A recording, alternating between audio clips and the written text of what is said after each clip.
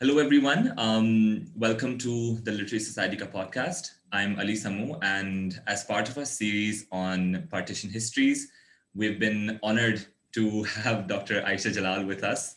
Dr. Jalal really needs no introduction, but she is a Mary Richardson Professor of History at Tufts University and has written immensely on partition, on Pakistan history, on history in general, and we have so much to learn from her. So thank you so much, Dr. Jalal, for being here. Thank you for having me. So I'll just dive right in. I just wanted to pose a few questions regarding history as a discipline, and and particularly pertaining to partition as well, because partition comes as an event that happened within history, right? What I want you to sort of comment on is, how do we look at partition? So in some of your interviews and some of your work, I've seen that you've tried to narrativize history, creating a narrative history, creating a history, creating a story of partition, a story of Pakistan. But I really wanted to know what you think about history as a discipline, right? History as something that is fluctuating, as something that is being challenged every single day by academics and our lived experiences, right? And in that process, how does partition in the context of making Pakistan play a part?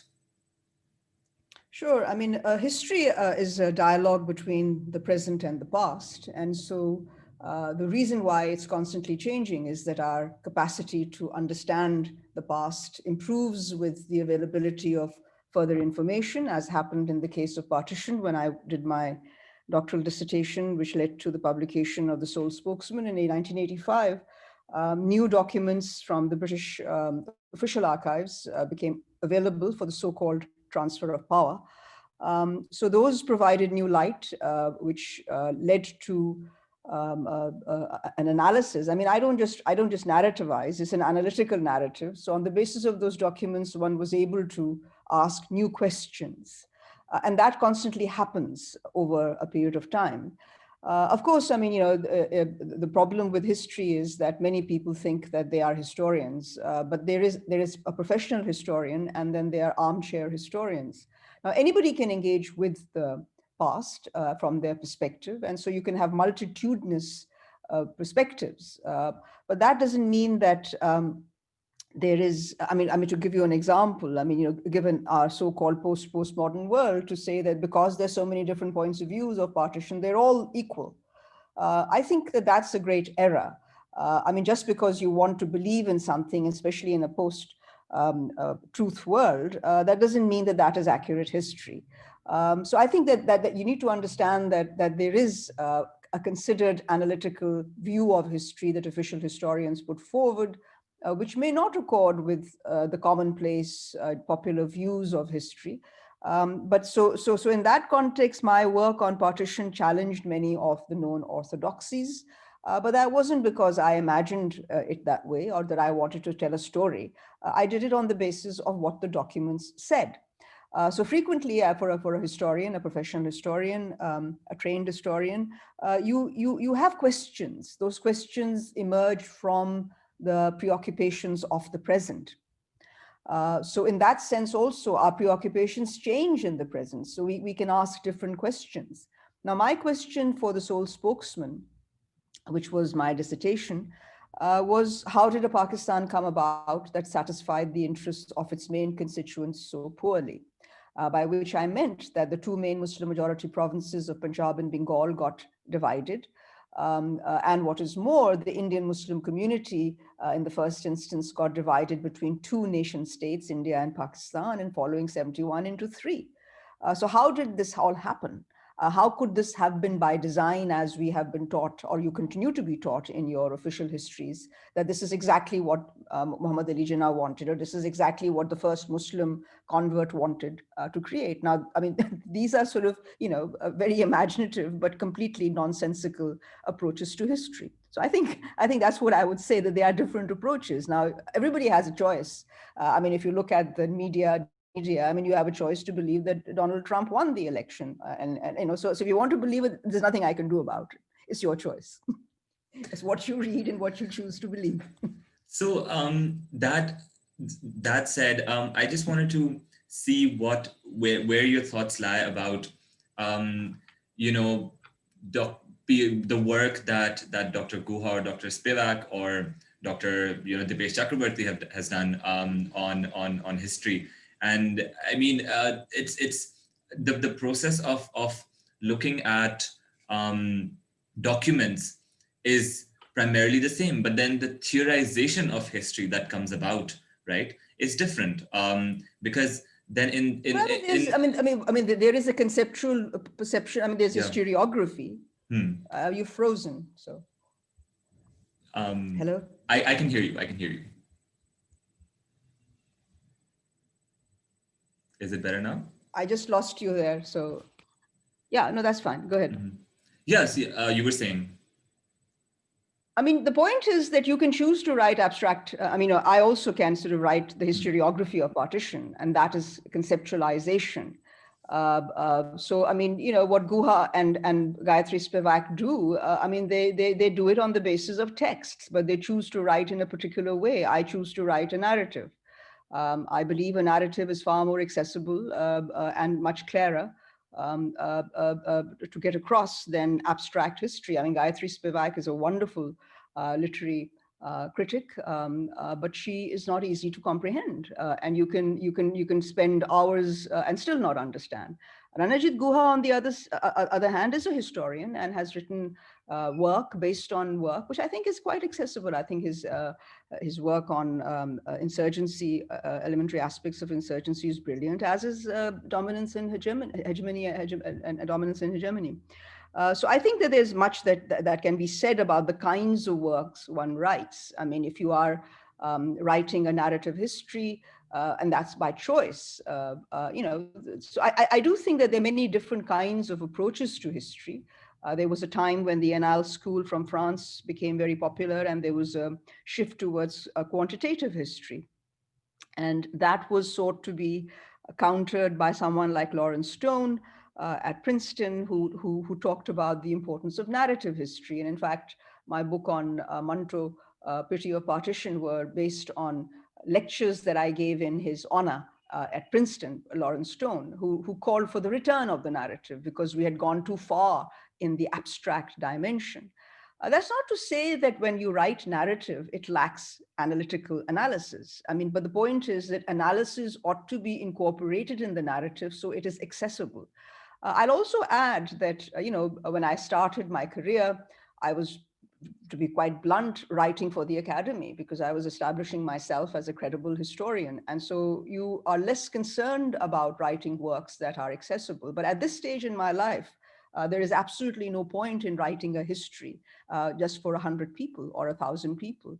I want to write history that is accessible, which means that I'm writing in a way that is not going to sort of be so abstract that nobody understands what I'm talking about or is left sort of imagining what they think of it.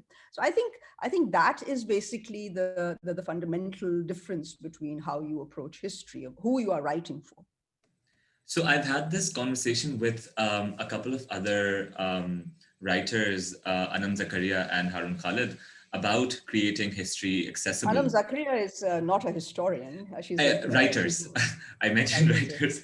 That's exactly the point. In history, and even Gayatri Spivak is not a historian. Yeah, She's a literary. yeah, exactly. But so I've been researching a lot, right? And I've been listening to a lot of your interviews, and one thing that you had mentioned in the Karachi Literature Festival was that people in literary studies can put words into into dead people's mouths, basically. Where not literary studies. I mean, if you're a fiction writer, exactly, you can, but a historian cannot. Exactly. You can't put words into dead. I mean, that's just bad history. That's just precisely. Not history. So that's where my next question stems from. That where does the intersection of history and fiction writing lie? Because a lot of journalistic writing tends to divert into fiction writing, where in another seminar you had in the Manto wala series, I think somebody made a film or a series on Manto, and you had mentioned that some of the parts were not accurate, although it was called a biopic, right? So taking elements from there, because some parts then are assumed to be journalistic, and then there is an element of fiction, then there is an element of history, and Look, I mean, journalism is not Mhm. supposed to be fiction. Let me be let me Yeah. correct you there. I mean, you can have a script based, which is based on the life of someone, but I think that it is a work of fiction. The work on Manto made in Pakistan by Sarmad Khusat is a work of fiction. The tragedy that what I was prompting him to answer was that the vast majority of the audience think that what he is displaying is history because it's about a real life person. And of course, there are some aspects of Manto's life depicted on screen that are true. He had a wife, he had 3 daughters, that's a fact. But then to sort of present him as having been the very first scene of the movie shows him being electrocuted at the a mental asylum, which is basically the Lahore, it's where the alcoholic ward was. I mean, it never happened. But the vast majority of the people will be left with the view that it actually happened. So I mean, far from correcting history as he claims to be doing, he's actually distorting it. So this was my first question to him. I mean, when you say thank you to the family for letting him make the film, are you being formulaic? I mean, is this a work of fiction or is this a work of history? So I don't think he understood or could answer the question.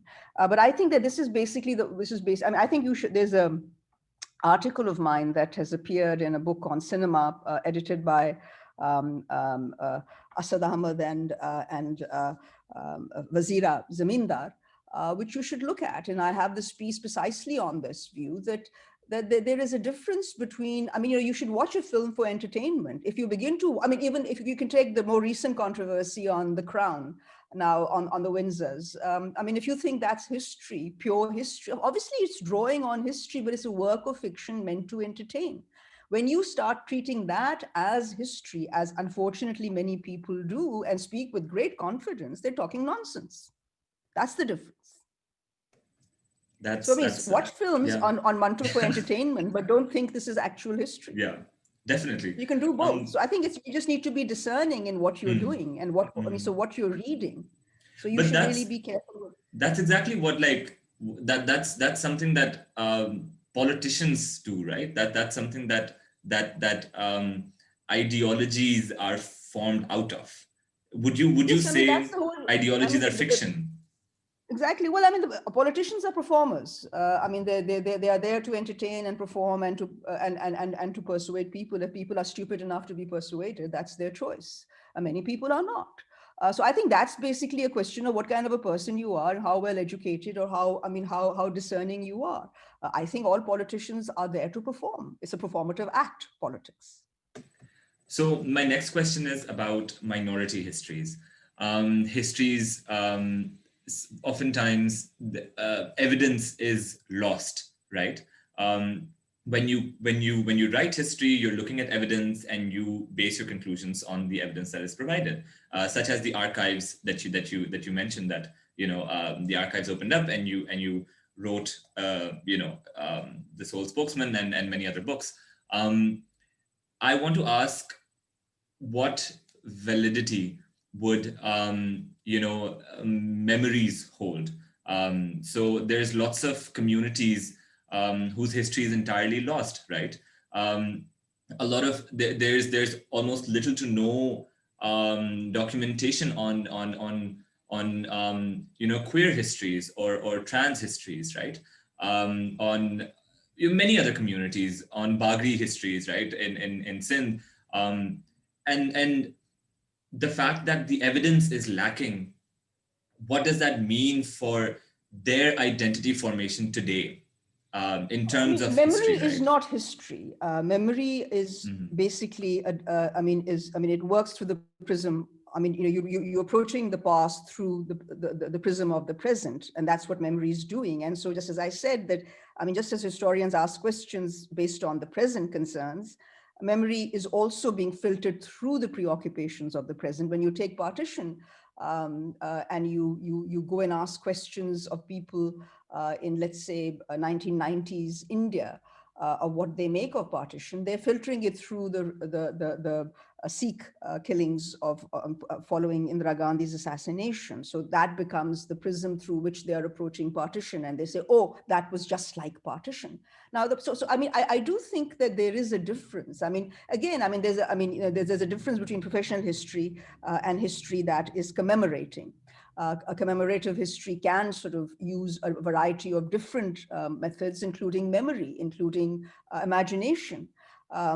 Whereas history that is not commemorative, that is sort of trying to be analytical and reveal what happened, may be much, I mean, it can use memory, but it will make itself clear that this is what memory says. So let me talk specifically about minority history. Now, in my case, I think the reason why The Sole Spokesman was written on high politics was partly because of the question I was asking: how did a Pakistan come about? If you feel that the memories of people, of which there is a plenitude now, because popular histories of partition based on memories have flooded the market, if you think that they can answer the question of why India was partitioned, good luck. You may sort of discover what people suffered, but you're not going to understand what happened at the top. So I do think that historians ask questions, and approaches are based on the nature of the questions they ask. If my question is about understanding or recovering the history of the Hijras or the Khwaja Sharais, if you prefer to call them, then I will do a different sort of a history based on interviews, ethnographies, and that's history too, but it's a different kind of history. So I think that you need to understand what questions you're asking and what the approach is. The approach is based on the nature of the question, but it would be fallacious to think that anybody's memory is as good as that of a professional historian's analysis. It's just as not. I mean, and if memories can help you answer the questions that I'm positing, why did Pakistan come about? I think there would be no agreement on the matter. There would be 101 different interpretations. So I provided a narrative based on analysis. And we can probe deeper in terms of what the long takeaways are. I mean, people have only remembered what Mr. Jinnah did or was not able to achieve, but the analysis was rooted in a much deeper analysis of Indian history over a period of time, i.e. center region dynamics, which still informs the history of this region, which everybody wants to forget because they want to project it on the basis of religious divide between Hindus and Muslim, which is just a partial, that's just the cake, if you like, that you choose to put. Whereas the real sort of dynamic was the center region dynamic, and the fact that the British were quitting India after nearly 200 years of dominance. So I think that is what, and so the validity of that history lies in the fact that is happening even today. What I said is happening even today. Whereas this notion of religion doesn't make much sense. I mean, as I said, why do you have Muslims split up in three parts? But everybody says, no, Pakistan was created for Muslims. But how do you explain that? Can you explain it? Well, I think that is the reason why there is so much confusion in Pakistan. But you are welcome to believe what you want to. But the fact is that is what distinguishes an academic history, a scholarly history, which has validity and credibility in the academy. But it may not be popular history. You might prefer to read Freedom at Midnight. You might prefer to read 101 other works, or even to see Sarmad Khurshid's film and think that's history. That's your choice. That's completely valid.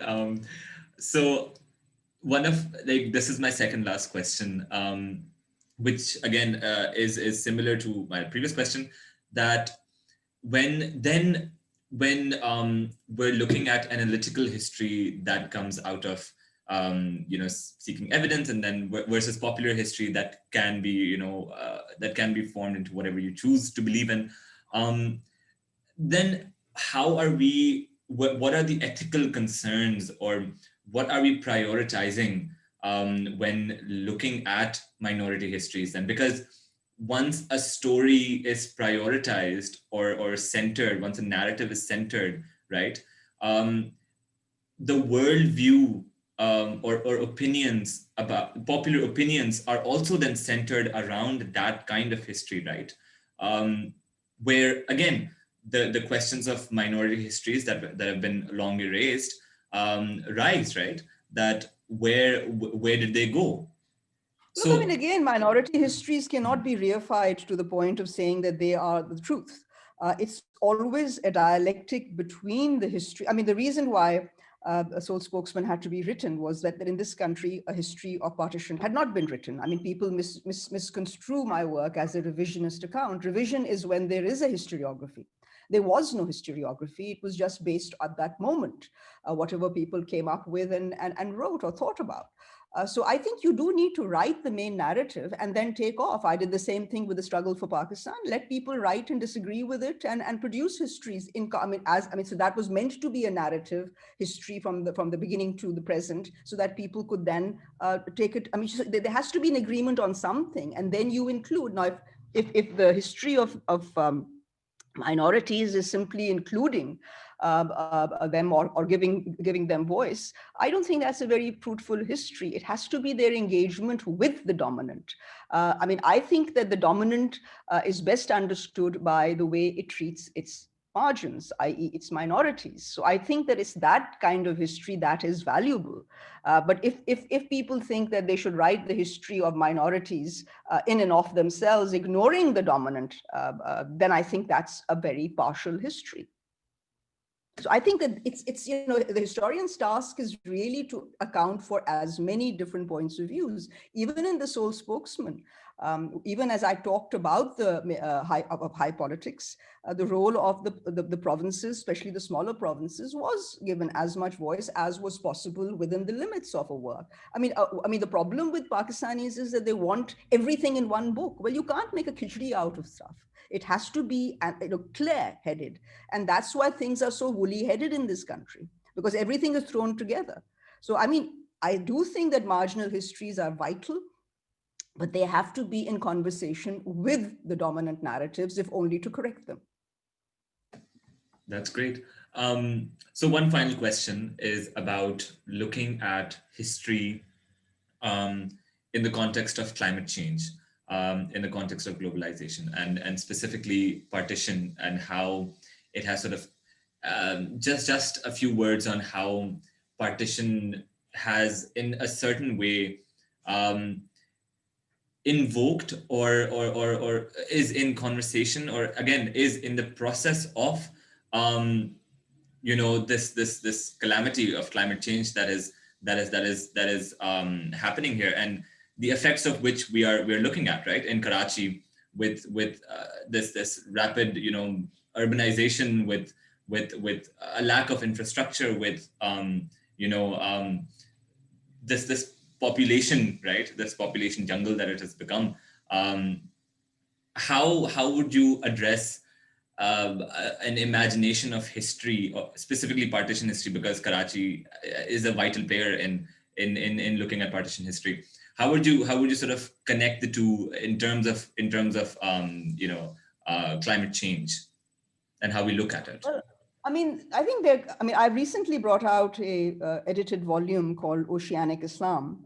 And if you read the introduction, co-authored introduction, and also especially the introduction, it's clear that, what people don't realize is that the Gangetic Plain, of which we are a part, is an uninterrupted, it's the longest uninterrupted alluvium anywhere in the world. And it sort of extends from the Himalayas, incorporating the Gangetic Plain, Punjab, India, much of India, the northern part, all the way to Bengal and into Irrawaddy, i.e. Burma. Now that was, that had a natural ecological sort of unity. Now that was, I'm simply drawing lines on it, resulted in a massive disruption, which recalls a meeting in the 50s of scientists in Delhi who said that partition was the greatest ecological crime that had been committed. So I think that together with that disruption and the creation of rival nation states unwilling to work with the environment, that simply magnifies the fundamental human problem that human beings have been too anxious to dominate nature, not to work with nature. So I think that consciousness of the human non-human relationship is really vital and is now very much forefront in the academy. Much of the new work is sort of foregrounding that. So I do think that this notion of conquering nature, which was very much part and parcel of a colonial mentality, has played a very crucial role. And the tragedy has been that the post-colonial state hasn't decolonized itself. It just perpetuated the same mantras as the colonial state, which is why you have this developmental model, which has also draws upon a dominance theory. So I think what we need to do is to have a much more sensitive understanding of the intricate relationship between the human and the non-human.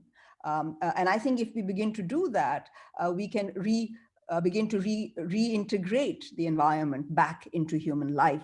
So far, we've been trying to simply conquer it. Thank you And I so think Karachi much. would, Yes, yes.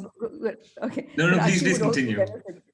No, I think Karachi would benefit as well. I think they're just sort of, if you just take the property market. The whole problem is that the politics of the subcontinent, as I never cease to say, is the motivating factor is not religion. This is the misconception. It is land. It is land acquisition. That is what motivates politics in Pakistan, in India, in Bangladesh. You just do analysis and you'll see that. What's all the wars going on now in Delhi? What are the farmers doing? That's basically what it is. So, the idea of presenting it as ideological differences is simply fluff. I think that's what a good historian does, is to cut through that. And I think what historians are doing now, people are now sort of writing about the history of rivers, which were, the Indus, for instance, we've long known is intrinsic to so much of what Pakistan is. But the kind of history that we need, that's imaginative, and this is not imagination out of the blue, but imaginatively created based on the sources, could really make it come alive and make the future generations more conscious of the intrinsic relationship between us and the environment. That's an amazing ending. Thank you so much, Dr. Jalal, Take care, Ali. All the best. Take care. for doing Bye-bye. this. Thank you. Bye bye.